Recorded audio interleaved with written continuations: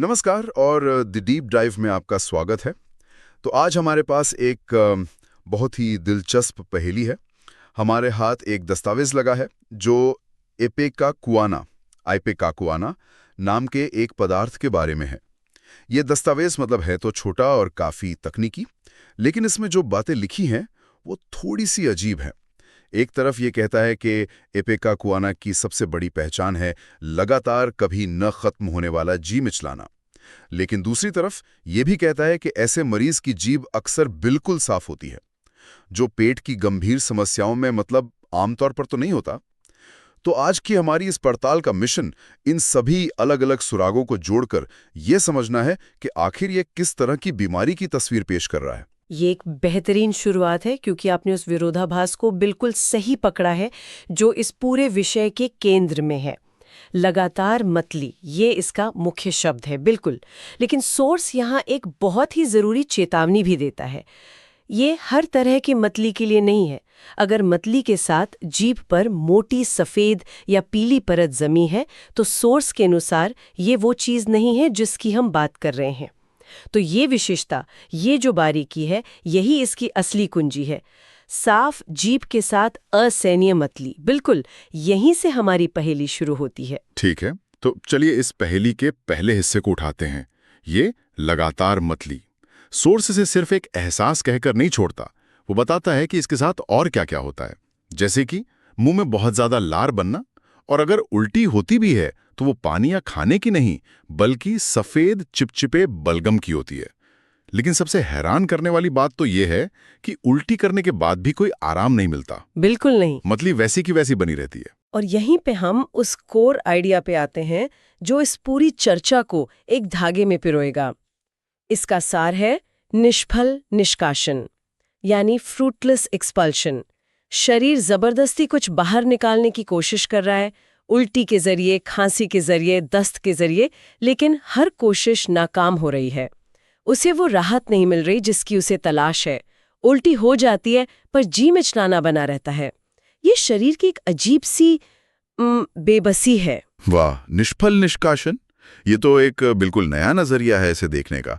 और सोर्स ये भी कहता है कि उल्टी के बाद मरीज को नींद आने लगती है, और अगर वो थोड़ा सा भी आगे की तरफ झुके तो हालत और खराब हो जाती है। ये तो बहुत ही अजीब और विशिष्ट लक्षण है ना? बिल्कुल। सोर्स ये भी जोड़ता है कि ये लक्षण उन लोगों में भी दिख सकते हैं जो पहली बार तंबाकू का सेवन करते हैं। वही मतली, वही चिपचिपी उल्टी, वही, या फिर गर्भावस्था की शुरुआत में होने वाली मॉर्निंग सिकनेस में। मुद्दा ये है कि शरीर एक जहरीली चीज को या एक बदलाव को बर्दाश्त नहीं कर पा रहा और उसे बाहर फेंकने की नाकाम कोशिश कर रहा है। और पेट के अंदर जो महसूस होता है उसका वर्णन तो और भी ज्यादा अजीब है। सोर्स में लिखा है पेट ढीला महसूस होता है, जैसे नीचे लटक रहा हो। ये कोई आम दर्द तो नहीं है? नहीं, बिल्कुल नहीं। फिर एक और जगह दर्द का जिक्र है और उसकी भाषा तो मतलब किसी हॉरर फिल्म जैसी लगती है। पेट में ऐंठन, जकड़न और मरोड़, जैसे कोई हाथ अपनी उंगलियों से आंतों में चुभन पैदा कर रहा हो। ये इतना काव्यात्मक और हिंसक वर्णन क्यों? क्या इस तरह के व्यक्तिपरक विवरण पर भरोसा किया जा सकता है? ये एक बहुत अच्छा सवाल है। हमें ये याद रखना होगा कि ये दस्तावेज शायद उस दौर का है जब डॉक्टरों के पास एक्सरे या अल्ट्रासाउंड ये सब नहीं थे। उनका सबसे बड़ा उपकरण था मरीज की बातों को बहुत ध्यान से सुनना, उनके बताए हर एहसास को दर्ज करना। ये लटकता हुआ पेट या चुपता हुआ हाथ, ये सब मरीज के अनुभव को जस का तस पकड़ने की कोशिश है। अच्छा, ये सिर्फ पेट दर्द कहने से कहीं ज्यादा जानकारी देता है। ये दर्द के चरित्र को, उसकी क्वालिटी को बताता है। और सोर्स के मुताबिक ये दर्द जरा सी भी हरकत करने से बढ़ जाता है, जो हमें फिर उसी बेबसी की तरफ ले जाता है। समझ गया। तो ये सिर्फ लक्षण नहीं है, ये अनुभव के नक्शे हैं। अच्छा, पेट की बात हो गई, पर कहानी यहीं खत्म नहीं होती। शरीर से जो कुछ भी बाहर निकल रहा है, सोर्स उसके बारे में भी बहुत ग्राफिक बातें बताता है। मल के बारे में जो लिखा है वो पढ़ना भी मुश्किल है। जैसे कि मल घास जैसा हरा या सफेद बलगम जैसा या फिर खूनी हो सकता है। एक और वर्णन है खमीर उछा हुआ, झागदार चिपचिपा। झागदार शीरे जैसा? हाँ, झागदार शे जैसा। ये रंग और बनावट इतने सटीक क्यों बताए गए हैं? क्योंकि हर विवरण एक सुराग है। घास जैसा हरा एक खास तरह के पाचन या इन्फेक्शन की तरफ इशारा करता है। झागदार शीरा किण्वन मतलब फर्मेंटेशन की प्रक्रिया को दिखाता है कि पेट में कुछ सड़ रहा है। ये रंग रूप डॉक्टर को बीमारी की जड़ तक पहुंचने में मदद करते हैं, है ना? और सोर्स इसे एक खास मौसम से भी जोड़ता है, शरद ऋतु में होने वाला पेचिश, जब दिन गर्म और रातें ठंडी होती हैं। ये मौसमी पैटर्न भी एक महत्वपूर्ण जानकारी है। ये निष्फल निष्कासन वाली बात यहाँ भी लागू होती है। हाँ, और ये बात हमें एक बड़े पैटर्न की तरफ ले जाती है। आप देखिए, उल्टी में सफेद चिपचिपा बलगम था। हाँ। और यहाँ मॉल में भी सफेद बलगम का जिक्र है। स्राव में एक रूपता है, शरीर लगातार बलगम पैदा कर रहा है और उसे बाहर फेंकने की कोशिश कर रहा है। सोर्स तो ये भी कहता है कि ये एशियाई हैजा के शुरुआती लक्षणों में भी मददगार हो सकता है, जहां मतली और उल्टी सबसे प्रमुख होती है। ये दिखाता है कि इन लक्षणों को कितनी गंभीरता से लिया जा रहा था। गंभीरता की बात चली है तो अब एक और लक्षण पर आते हैं जो वाकई डरावना है, रक्तस्राव, हेमरेज। सोर्स में जो लिखा है वो तो किसी फिल्म के सीन जैसा लगता है। लिखा है शरीर के सभी छिद्रों से चमकीला लाल रक्त बहना, नाक, मुंह, फेफड़े, गुदा, मतलब कहीं से भी। ये चमकीला लाल क्यों महत्वपूर्ण है? चमकीला लाल रक्त का मतलब है कि ये ताज़ा खून है, सक्रिय रक्तस्राव हो रहा है, एक्टिव ब्लीडिंग। ये पुराना जमा हुआ गहरे रंग का खून नहीं है। ये एक आपातकालीन स्थिति का संकेत है और ये भी उसी निष्कासन वाले पैटर्न का हिस्सा है, बस इस बार शरीर बलगम नहीं बल्कि खून बाहर फेंक रहा है। सोर्स में गर्भाशय से होने वाले रक्तस्राव का भी खास जिक्र है। बताया गया है कि ये बहुत ज्यादा होता है, इसमें थक्के होते हैं और इसके साथ मरीज को भारीपन और सांस लेने में तकलीफ होती है। ये सांस की तकलीफ क्यों? इसका गर्भाशय से क्या लेना देना? इसका मतलब है कि ये सिर्फ एक स्थानीय समस्या नहीं है। इतना ज्यादा खून बहने से पूरे शरीर पर असर पड़ रहा है, ऑक्सीजन का स्तर गिर रहा है, जिससे मरीज की सांस फूल रही है। अच्छा। शरीर एक प्रणालीगत सदमे में जा रहा है, एक सिस्टमिक शॉक में। और देखिए, सोर्स फिर एक बहुत ही बारीक डिटेल देता है, नाभि से गर्भाशय तक एक चुभने वाला दर्द। और वो दर्द की दिशा भी बताता है कि वो बाईं से दाईं ओर जाता है। ये बारीकी कमाल की है। ये जो जकड़न और ऐठन वाली भावना पेट में थी, क्या वो शरीर में और कहीं भी दिखती है? बिल्कुल। और आपका ये सवाल हमें सीधे श्वसन तंत्र पर ले आता है। सोर्स बताता है कि यही एहसास छाती में भी दिखाई देता है। खांसी सूखी, ऐंठन वाली और जकड़न वाली होती है। दमे जैसी खांसी जिसमें सांस लेना मुश्किल हो जाता है। यहाँ तक कि थोड़ी सी भी मेहनत करने पर दम फूलने लगता है। और यहाँ बात सचमुच गंभीर हो जाती है जब सोर्स काली खांसी का जिक्र करता है, वूपिंग कॉफ। इसके जो लक्षण बताए गए हैं वो पढ़कर तो रोंगटे खड़े हो जाते हैं। लिखा है कि खांसी के दौरे में बच्चे की सांस रुक जाती है, उसका चेहरा पीला, शरीर अकड़ा हुआ और फिर नीला पड़ जाता है। हाँ। गला घुटता है, उबकाई आती है और बलगम की उल्टी होती है। यहाँ तक कि नाक या मुंह से खून भी आ सकता है। ये फिर से वही निष्फल निष्कासन का एक भयानक उदाहरण है। बच्चा खांस खांस कर फेफड़ों में जमे बलगम को निकालने की कोशिश कर रहा है, लेकिन निकाल नहीं पा रहा और इस कोशिश में उसका दम घुट रहा है। शरीर का नीला पड़ना, साइनोसिस, वो ऑक्सीजन की खतरनाक कमी का संकेत है। सोर्स एक और डरावनी बात बताता है। सांस लेते समय फेफड़ों में बलगम की घरघराहट, जैसे फेफड़े पूरी तरह बलगम से भर गए हों और हवा के लिए कोई जगह ही न बची हो। अरे बाप रे, ये तो एक बहुत ही हिंसक और जानलेवा तस्वीर है।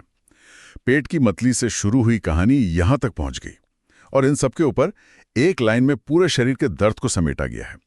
दर्द ऐसा मानो सारी हड्डियां टुकड़े टुकड़े हो गई हों। ये वाक्य जैसे हड्डियां टूट गई हों सिर्फ एक मुहावरा नहीं है। ये उस दर्द की गहराई और तीव्रता को बताता है जिसे आम भाषा में बयां नहीं किया जा सकता। ये हमें उस मरीज की पीड़ा का अंदाजा देता है जो एक ही समय पर मतली, दम घुटने और असहनीय दर्द से गुजर रहा है। चलिए अब जरा बुखार और दूसरी दवाओं के साथ इसके संबंधों को समझते हैं। सोर्स में आंतरायिक बुखार यानी इंटरमिटेंट फीवर का जिक्र है। एक मिनट, आंतरायिक बुखार, इसका मतलब वो बुखार है जो आता जाता रहता है एक पैटर्न में, जी, जैसे मलेरिया में होता है। बिल्कुल सही। एक ऐसा बुखार जो चढ़ता है, उतरता है और फिर तय समय पर वापस आ जाता है। जी। सोर्स कहता है कि ये उन मामलों की शुरुआत में उपयोगी हो सकता है या जब बुखार के साथ वही हमारी मुख्य पहचान लगातार मतली मौजूद हो। अच्छा। और एक बहुत ही दिलचस्प बात यह है कि ये उन मामलों में भी काम आ सकता है जहां कुनैन के ज्यादा इस्तेमाल से बुखार दब गया हो। कुनैन का जिक्र क्यों जरूरी है? क्योंकि उस समय कुनैन मलेरिया और दूसरे बुखारों के लिए सबसे आम और शक्तिशाली दवा थी।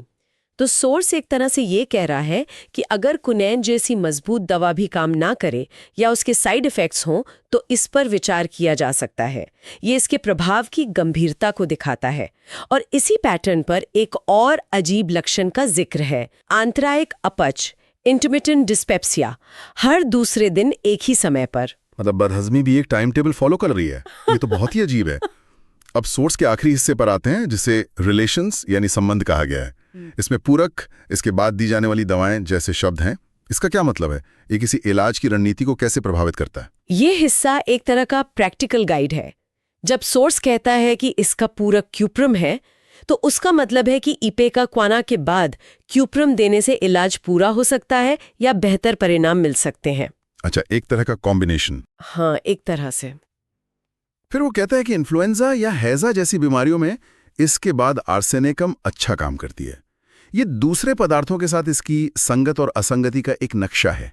ये दिखाता है कि इसे अकेले नहीं बल्कि एक पूरी प्रणाली के हिस्से के रूप में देखा जा रहा था। और एग्रीवेशन यानी बीमारी का बढ़ना? सोर्स कहता है कि लक्षण सर्दियों और शुष्क मौसम में बिगड़ जाते हैं, गर्म नम हवा से भी बिगड़ते हैं, और सबसे जरूरी मामूली सी हरकत से भी बिगड़ जाते हैं।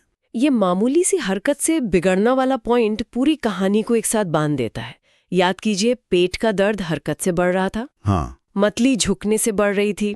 रक्तस्राव भी हरकत से बढ़ सकता है। मरीज इतना कमजोर और संवेदनशील है कि जरा सा हिलना भी उसकी तकलीफ को आसमान पर पहुंचा देता है।